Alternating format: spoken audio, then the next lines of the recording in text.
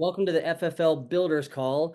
My name is Easton Padden. I have been with Family First Life for just a shade over 6 years, and I'm going to kind of go through some very specific recruiting stuff today. So whether you are reaching out to somebody to connect with them for the very first time and you are trying to recruit them into your business, whether it is a reverse recruiting call where you're kind of like showing interest in what they're up to and then kind of walking through what we do really well, like that it's going to make a lot more sense for them to execute their business through this style of platform. Or if you're getting introduced to somebody, whether they are a mid-level, medium, or extremely high-level person, like how do you actually have that conversation? What do you walk them through? How do you identify what their needs are, what their hot and cold buttons are, and kind of walk through how we can be a good fit and a solution to whatever may or may not be that specific individual's problem. So this will be very focused on the actual recruiting conversation, more so than like in-depth, structure of how you build all that. Because it seems like that's where we are having either hiccups or a ton of success is how we're actually having those specific recruiting conversations. So we're just going to start. If you are reaching out to somebody else, I'm a really big fan of doing social media touches. I don't know how well the mass messaging 1,000 people the same message all over social media works. I don't love that style. I want to be somewhat unique and stand out versus the bot that sends the "hey, you look sharp" message to 800 people a day, and then I delete those automatically because I don't have an interest in getting spam contacted. Um, I if you are going to do the touches on social media, which again I really like that, I would start with voice messages that are personal to the individual. So if I saw Sheila was crushing it in whatever, industry or whatever she was up to, then I would send a message like, "Hey, what's up, Sheila? Just wanted to connect. I see that you are in X business and it looks like you're doing really, really well. And I'm kind of curious onto exactly how your business is set up, how you guys get paid. Because I've got my hands in a few different businesses currently, and just am always looking for the next high level business opportunity or partnership. So, wanted to connect with you because it seems like you are doing very well with what you are doing, whatever that is." That is very much like a reverse recruiting, slow relationship building message. I am just trying to connect with people to learn about exactly what they do, what their situation is, because you really do never know. Someone could look on paper like they are murdering it, but they're super unhappy. People present themselves in a certain way on social media because that's the gig. You want to look like everything's going great to create interest so people want to work with you. But there are a lot of different ways to have financial success, and we happen to be in a massively effective platform that's done very, very well. So if you get on a call like that, or it could be as simple as you bump into like a valet or you have a phenomenal waiter and you're just trying to have those conversations, um, the valet and the waiter and some like 6 foot wingspan touches will be a little bit different conversation because it's more like, "Hey, what else are you up to for work? Is this a long-term play? You're very good at this. You seem very intent with your like presence for customer service," whatever that looks like, depending on who you're talking to. Um, what I'm going to go through today is when you are reaching out and connecting with anybody, whether it's and right now the door-to-door industry is seeing a ton of changes. I mean, in all the industries, obviously solar is getting the most impact from the government regulations that are coming. So we could sort of tailor this to that conversation, but anything in the door-to-door space, we have eliminated the hardest part of their job with leads. So if I get a connect and I'm getting on Zoom with that individual, which is what I would recommend. Your job initially is to learn everything about that person and their situation. It's not immediately start talking about how awesome it is here.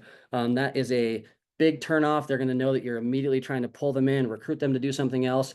You don't know that they could be really, really happy doing what they're doing. You have no idea how long they've been there, what their success is, if they love their, managers, if they love their team.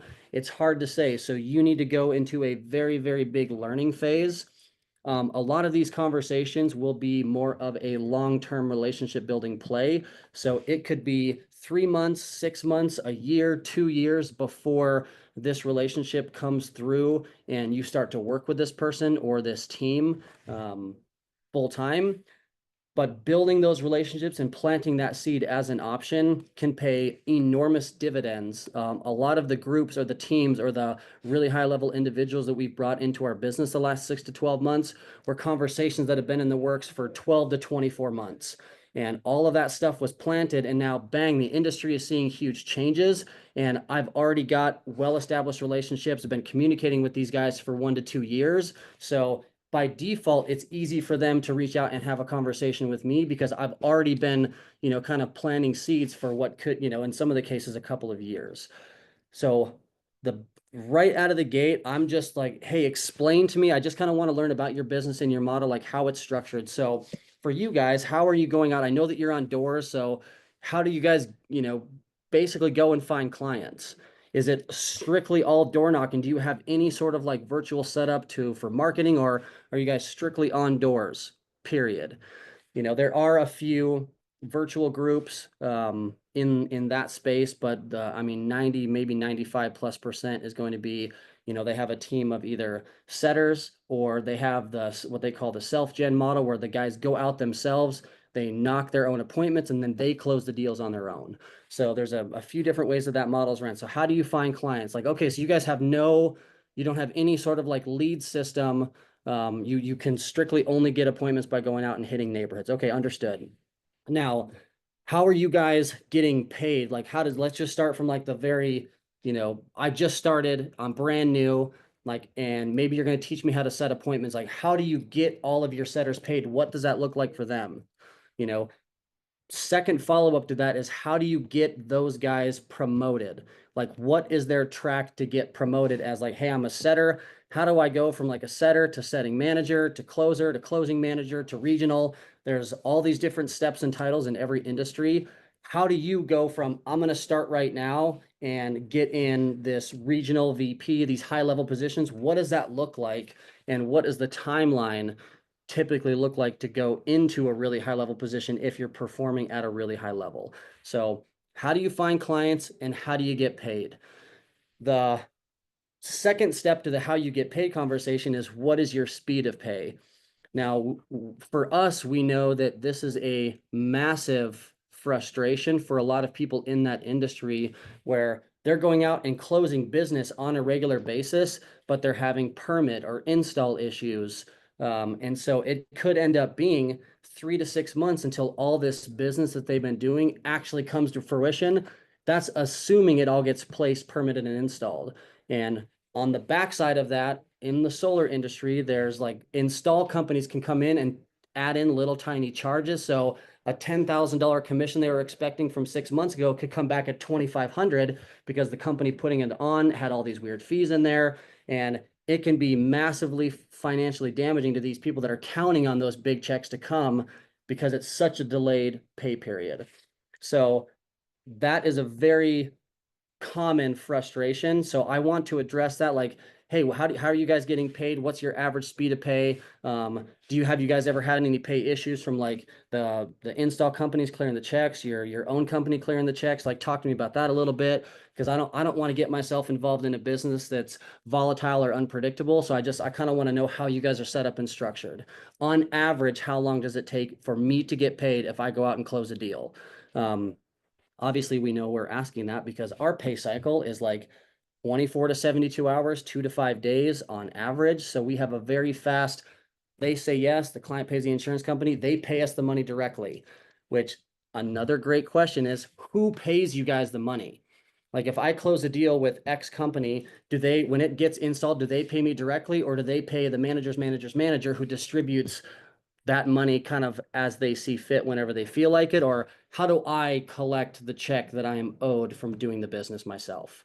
That is another thing that, if you do a bunch of these interviews, you'll find out there's a lot of times that these guys that are out doing the setting and doing the closing, like, they're not getting any of their money, or very little of what they were quote unquote promised. So they could have $100,000 funnel of a closed business, and they might see 25 grand of that 6 months after they do the business. That's a very hard way to make a living.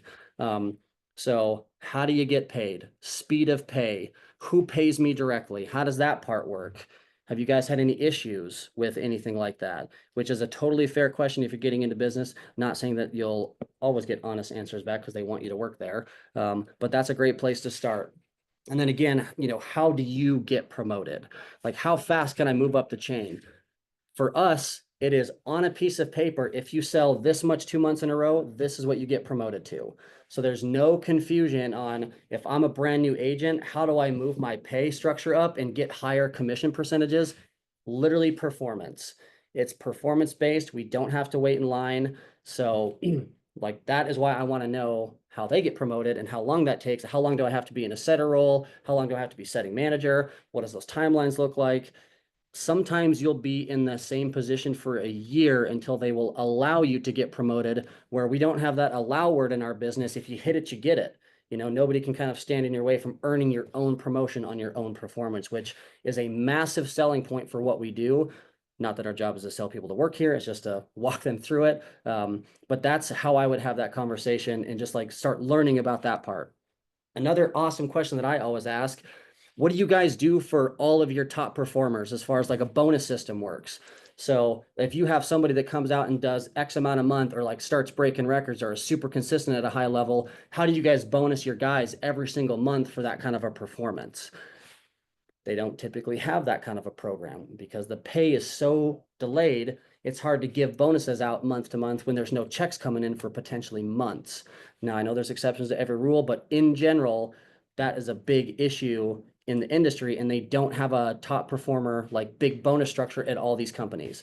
So I want to know how they do that. Do you guys have vendor bonuses? So our example is that our insurance carrier partners give us like quarterly, semi-annual bonuses. We get free trips if we do a certain amount of production.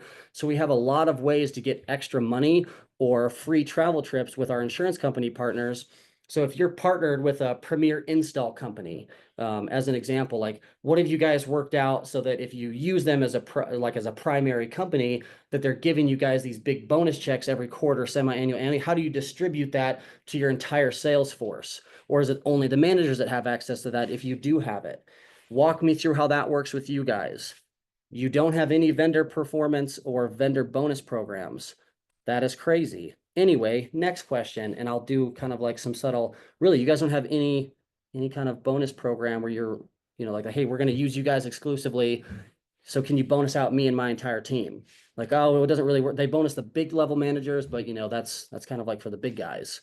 So everybody at our company that sells over 20 gets a bonus. So like, that is a huge, advantage that we have from just, if you just want to sell at a very, very high level here, we reward those people with extra money for doing a good job. And that's from the company and from the vendors directly, which is a huge perk that we have. The follow-up to that is, what about for the guys that are scaling the company and helping the company grow, like all of your really high level managers? What are you guys doing for bonus systems to go, hey, Elise, thanks for bringing 500 people into my company. Thanks for bringing 25 people into my company, teaching them how to sell what we sell and helping our company grow. How do you give back to the managers that are putting time, effort, a lot of financial resources, traveling all over the country in the case of door to door? How are you guys paying back the managers on your month-to-month bonus systems for performance and helping the company grow? Well, we don't really have that either. Like, okay, so you just to make sure that I'm not missing anything major. So you don't have like a leads-based client acquisition process. You have a really slow pace of pay. So it kind of takes a long time to like get your checks gathered up and get them delivered to everybody. You're not really sure exactly how you get promoted, or the timeline is insanely long for you to actually like walk through all the promotions. And if you execute faster than anyone, this was one of my favorite questions that Zach talked about, Zach Twardowski, when he had interviewed at a medical device sales company to sell medical device stuff. And he was like, crazy scenario. What if I, by some miracle, sell more than anybody in company history my first year in the business? Like, how much do I get paid? And they're like, oh, you're capped at this amount. That's it. He's like, oh, so it literally doesn't matter how crazy I perform. This is what I get paid no matter what. Yikes, hard pass. I'm going to do something else. So landed in insurance. So that's a really, really good question. If you sell more solar or you sell more whatever, pest to than anybody in the history of the company your very first year. Like, what does that look like? Now, those industries actually are commission based, so they will make more just by default for selling more, kind of like us. So what is that process look like for you? How do you get promoted? Is it black and white on paper so I know how to move from, this to this to this to this? Like, what's the structure of the company's promotions? And like, you guys don't have a month to month top performer bonus program for like all of your guys. So like, if this guy goes out and has, 25 whatever closed deals in his very first month and he's brand new, you guys don't kick him like a bonus of any kind. You just, you're basically like, hey, this is going to be sick in 6 months, you'll get paid, but you don't have like a month to month kicker for all the high performers. Okay, interesting. What about like your vendor bonus that we discussed? Like, so you guys don't have any like agreements with your preferred vendors? Nothing. Okay, so don't have any of that. And again, I'm walking them through all the stuff that we do at the company very, very well on purpose. So it's all intentional questions. And then I'm going to basically recap and say, so you don't have this, you don't have this, you have a slow pace of pay, you don't know how to get promoted, you don't have bonuses for your top guys every month, you don't have vendor bonuses, you don't have manager bonuses on a monthly basis for the people helping build and scale the company. Like, okay, so all that stuff aside, if you scaled this giant company worth, I don't know, 20, 30, 40, 50, $100 million, like how do you actually put that entity up and that business up for sale, because you own the entire thing? Like, how does that look on your guys' side? Are you able to build, scale, and develop your own thing, whether it's internally in another company or starting your own thing? How do you actually get out and sell the company? And they don't have that option in that industry currently. There's no big PE firms of any kind spending hundreds of millions or any millions on buying out these high-level solar programs because it's such an unpredictable model with a massive turnover rate and an income that's really hard to reflect consistency on. Even if you're a really high-level owner, they just don't have that program. You have big solar companies buying up smaller solar companies and like absorbing them, but you don't have a way to like build, scale, and exit like we do with integrity marketing. So these are like core staples that I'm going to go over with them. And then my genuine, honest question back is going to be, is there a specific reason that you've never looked into any sort of like virtual sales gig before? Because the reason that I wanted to ask you these questions is because we have all of this stuff. We have a very, very phenomenal client acquisition process through our leads program. So we have a constant influx of people that want to buy and need our stuff that we are paying for so that we can get access to them to go, hey, I know that you're looking for this. How can we help you? And an example that I will give in the door space for that that's gone pretty well is like, all right, John, so let's just theoretically, you took your team of 30 guys out to a neighborhood and there's 250 houses in this neighborhood, and every single one of those houses inquired about solar and said like, hey, I have an interest in it. I need some more info on it. I don't know what to do. And you took your team out to go in front of 250 people that already asked for info on your stuff. Do you think that you guys would be able to sell and close a lot more and your business would be a lot bigger? Like, well, yeah, obviously if everyone already wanted it, we didn't have to do the cold stuff like that. It would blow up. Like, okay, got it. So is there any reason that you have, like, what would you pay? What would you pay to have 250 houses all ask for your stuff? Like, probably an obnoxious amount of money to send your team out there because your revenue is going to skyrocket. Every single person on your team is going to be able to make more money, and you're going to be able to make more money as a manager because you have 250 homes that asked for your stuff. So imagine you're in a virtual gig now. This is the next level. So this is exactly what we do, Tom. All the stuff that I just asked you about, we have all of it. We have leads process for client acquisition. We have a very straightforward structure on how to increase your pay for performance. It's black and white on a sheet of paper that you can read. If you do this, you hit it, you get your comp raise. We've got top performer bonuses for like the guys out doing all the selling. If you build and scale, we've got manager bonuses for those guys. We're partnered with all these gigantic premier insurance companies that we've negotiated quarterly or semi-annual bonuses with. And then the other companies that we don't have the cash bonuses do a bunch of trips for us. We already have all of that stuff in place. And we have an exit plan. If we own our business and build it day one, we already have an exit partner. So we have all of this stuff. Is there a reason that you've never like looked into that style of business, whether it's at a part-time during a slow season scale or doing like a subtle partnership to start? Have you never talked to someone about this, or did you, have a conversation with someone that was in a bad vehicle? Like, walk me through why this has never been a conversation, because you're obviously a really high level person with a big team doing very well. You're just in a vehicle that's not providing the resources or the ability to like blow up the company in the way that you could if you had a platform that was providing all the stuff that you're missing. And that is kind of how I have those conversations. If it's like a me reaching out, cold touch kind of conversation, but I want you to tell me exactly, how well it's going, how your model's set up, and then I'm just going to reverse engineer, like, why don't you have any of this stuff? How much more could you do if you did have this stuff? Can you imagine how big your company would be if you plugged all of your people into something that they're already selling stuff to people that ask for our stuff, and then our job is just to basically shop, see what they qualify for, and make sure that it's long-term affordable. Like, that's it.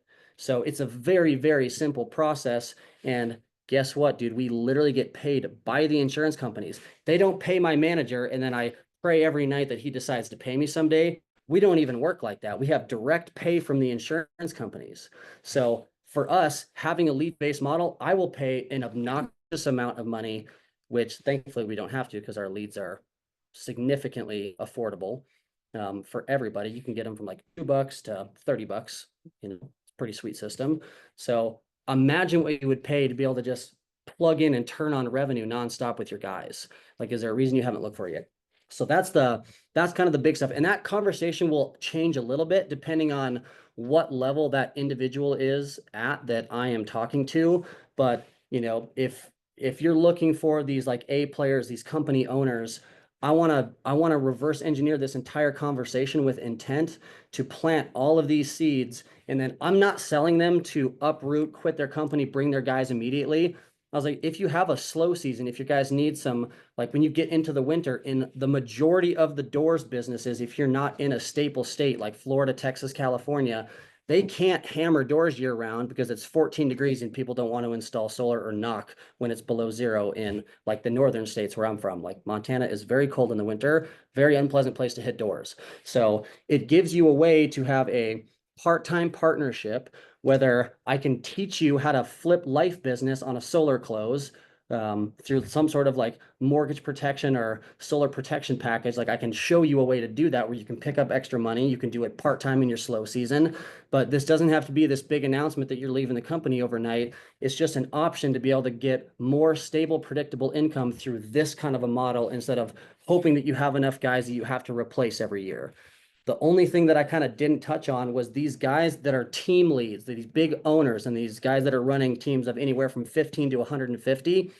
They have to replace their sales force like every year, in a massive percentage of it, because that kind of lifestyle is not for everybody. The people that can survive a 10, 12, 15 year and door to door is a very unique type of person, where you don't have to be unique or special or talented or anything like that in our industry. You just have to like show up and plug into what we're doing, and you still have to work extremely hard and develop, this version of a skill set. We sit behind a computer and call people that ask for our stuff. It is a much simpler way, to put yourself in a good financial position than hoping that you hire the right people and enough of them every single summer to go out and bang doors until they're burnt out, because that industry has a way higher burnout percentage than insurance does. So that is kind of like the last piece that I would add for that first part of when I'm reaching out to have these conversations. If they do have a big team, like, do you have any idea what your retention is? How often do you have to rebuild? Because we have a very high retention here, especially like insurance is hard and we do have a failure rate, no doubt. But in comparison to the door-to-door world, it's not even close. It's not close, because that's the most brutal part of building anything, is having to reset and rebuild year after year after year, because retention is so terrible, because it's hard to talk people into hitting doors all day and then not pay them for, 3 to 6 months. It's just a brutal way of life. So that is that if I am reaching out. The other half of that, which will be extremely brief, it's just if I get introduced to somebody to have the conversation about what we do, the only thing that really, really changes is how I start that conversation, because I thought, and it's funny, Zach and I were laughing about this like a couple weeks ago. I assumed that everybody that was in door to door hated hitting doors.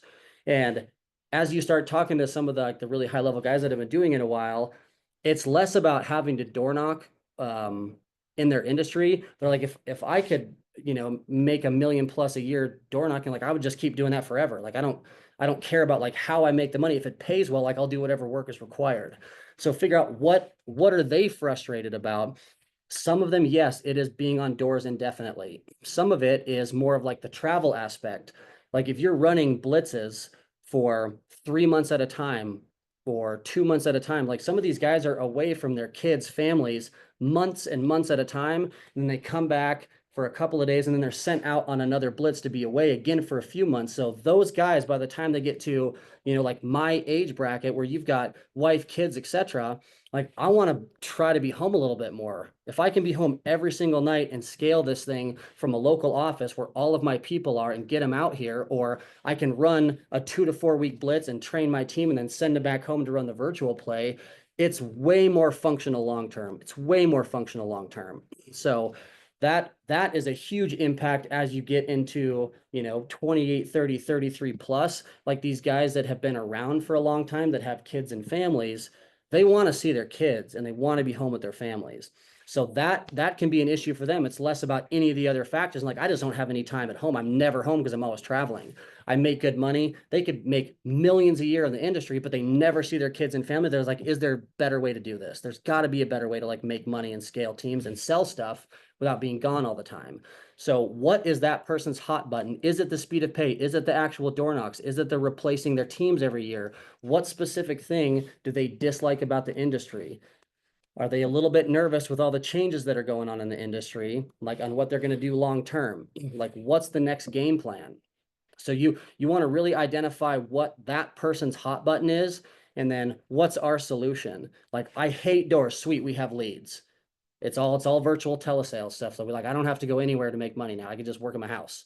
Like I don't even have to come to the office. I could literally work from my house, plug into all the virtual trainings and do it here. So I don't have to travel if I don't want to. That's awesome. What if it's the speed of pay? Obviously, that's a huge one. Like, what if all the business that you closed paid you in 2 to 5 days direct from carrier, no middleman manager in charge of your money? Like, yeah, that would be awesome. I hate having to wait so long to get paid. Okay, got it. So if you got paid fast, then you could literally just flip money every single week and be way more cash heavy and way more profitable instead of dumping money into all these like team blitzes for a few months and then waiting another few months for those to clear so that you're hopefully broken even if all your stuff gets installed. So just identify what the issue is with what I'm learning about the really, really, really high level, these people that are running 50 to $100 million operations, is their largest fear is I spend all this time, resources, money. I'm getting paid extremely well. I just don't own anything. I own nothing. I have no ability to exit my business. I have no security. If I let off the gas for a year, my whole thing could collapse and crumble. If I take any sort of like time away from being in like the lead trainer, the lead sales guy full time, like my business could eat itself and then I don't own anything at all. So there's no exit strategy for me whatsoever in what I do. And to my knowledge, in any of the, maybe not any, but I'll say the majority of the door-to-door spaces with the high-level guys I've talked to, there's no exit strategy for them whatsoever. So that might be their hot button. And so I want to figure out like what info do you need for me to clarify? Because you were obviously brought to me to like get some supplemental information you didn't have from the initial person you spoke with. So what can I give you for 100% clarity? Like good, bad, or indifferent, I'm like wildly direct on this is the most insanely crazy, sick, awesome thing I've ever been a part of in my entire life. It's also been literally the hardest thing I've ever done. Like I almost went out of business when I was brand new. I've had some really, really scary moments building my business while I was learning. So it's presented extremely hard challenges while I've been learning this thing. So I don't want you to come in here and think you're going to trip and fall 15 hours a week into a $500,000+ a year. This is also not the place for that. If you're looking for an overnight work-life balance and still want to make 500 to a minute, wrong place, I promise. Like it's the equivalent of what you're doing now, where it requires a ton of work, time, training, development, learning. Like you're going to have to do all that stuff here. It's just a way more predictable machine. and it's so regulated. This thing has been doing this for a couple hundred years. We've survived every up and down recession, so we know it's a good business to be in and a good industry to be in. So what are you concerned about? What are you missing in your business? And what are the solutions that we can provide for this to be the best move for you? And I mean, that's going to be about 99% of everything that I do. It's big about understanding the gaps that they have and how do we provide value and a solution for exactly what those problems are. Because all the stuff that I walk them through, we have a solution for all of it. Clients, bonuses, promotability, ownership. We have all of that stuff here. So if that's what their concerns are and they don't, like, no company I've ever talked to has all of it. Nobody. They might have a crystal clear promotion chart, but it takes them 10 years to hit where they want to go. You know, that's like the corporate world is like that. Doesn't matter how hard you hit. You be the highest performer in the history of Earth, can only get promoted every 6 months no matter what. That totally sucks if you're a really high performer. So we don't have that issue every 2 months, and there's no restriction of how much you're allowed to get paid a day, a week, a month, a year. There's no cap on what we're allowed to make if we perform at a high level. So I think that that's a very, very strong, you know, selling point, whether somebody wants to do a part-time, full-time merger. The, the biggest thing that I would be cautious about is even if we have all of this stuff that they don't have, it is not a you guys need to come over here or a dumb conversation. Like, here's what the vehicle is, here's what we can provide. I think priority one is getting you some exposure to the industry, getting you licensed, putting you through some training, you and I building a good relationship. And if over time it ends up being the best fit for you to bring you and your organization, like, let's certainly iron that out. But I want to make sure that you know that this is a really good place to, like, have an organization, build a sales team, and teach and train and develop other people. And then what do you as an individual provide that's unique? Like, this is a very competitive space. There's a lot of really good people at our company and in our industry. We are the best in our industry by a lot, which gives us a big advantage. But there's a lot of really, really, really good people doing what we do at Family First Life. So what are you doing to separate yourself that people would want to work with you over the next person? Like, how do you provide that value? What do you do that's unique to make you stick out? Do you sell a lot? Are you very knowledgeable on how to build a well-structured business? Are you an animal at recruiting? You have to be good at something to stand out. So whatever that is, whether it's selling a lot, whether it's building a team, whether you're an excellent marketer, whatever your version of that is, you have to be good at something if you're going to build something. So identify, do you want to be the lead salesperson? I didn't know how to recruit anybody when I started. That was not the game plan when I came here. I was horrible at it. I was like, if you don't want to make 50 grand a month, please don't ever talk to me again. I didn't understand that that's not how you build a good business. So I had to learn how to do that part. So for me, selling insurance was very, very easy after my first, couple of months. That part was not pleasant, but I learned through my first few months, and then the selling insurance part became very simple for me. It was the recruiting that I had to spend a ton of time on because I didn't know how to have those conversations. So Jay Masca, an animal recruiter, probably one of the best in the business, completely different from me. Like, he was very good at bringing people in, getting them to do all the same thing at the same time, and introducing them to the high level sales guys for training, but building really good team culture and, like, working really hard on his marketing. He was very, very good at that. I was good at the other thing. So you have to choose one to stand out to get people to want to work with you. So figure out, how do you become unique and what do you provide so that you can stand out and bring people into your business? So that is how I top-down recruit when I'm having these conversations. So that is what I got for you guys today. I hope some of that stuff helped.